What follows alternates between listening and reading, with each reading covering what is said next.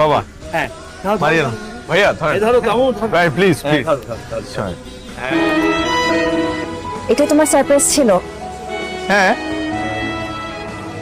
আমার আগে সন্দেহ হয়েছিল তুমি এমন কিছুই করবে। কেন তুমি খুশি হও নাই? হ্যাঁ খুশি হয়েছি। চায়নায় আমার প্রথম শিপমেন্টের কন্ট্রাক্ট সাইন হয়েছে, আগামী সপ্তাহে এলসি পাচ্ছি। ও আচ্ছা, চাইনিজরা আবার ভাঙাড়ি কিনে কি করবে?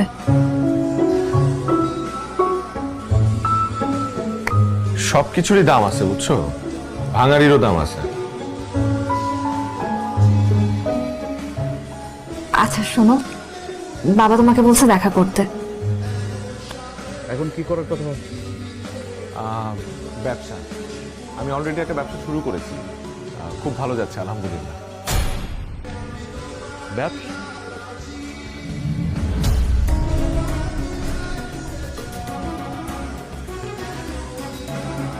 কিন্তু এটা তো কোনো ফিউচার নেই, খুবই রিস্কি।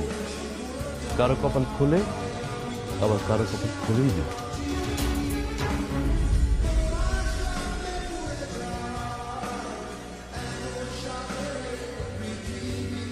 চাটা খেয়ে যেও। আঙ্কেল আমাদের শেষ, তোমার সাথে আমার কথা শেষ। মারিয়া কই তুমি? বাসায়। কেন, কি হয়েছে? গুড নিউজ আছে, চাইনিজ ডিলারদের সাথে সবকিছু কনফার্ম হয়ে গেছে। তুমি কই? তুমি একটু দেখা করতে পারবে আমার সাথে এখন? আমার বিয়ে ঠিক হয়ে গেছে মাহির। বিয়ে ঠিক হয়ে গেছে মানে কি বলতেছো?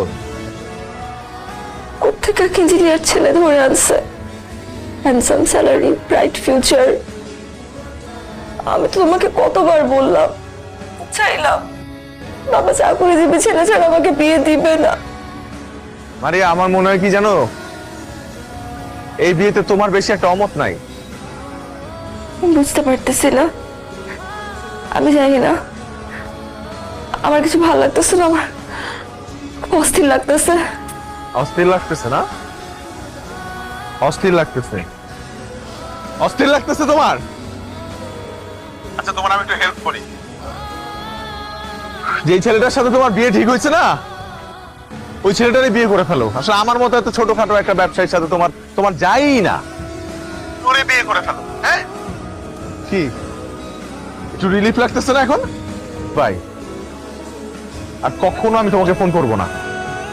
ভালো থাকো। যার সাফল্যের কথা শুনে আমাদের তরুণ প্রজন্ম অনুপ্রাণিত হতে চায়, তিনি আর কেউ নন, আমাদের সকলের প্রিয় জনাব মাহির চৌধুরী।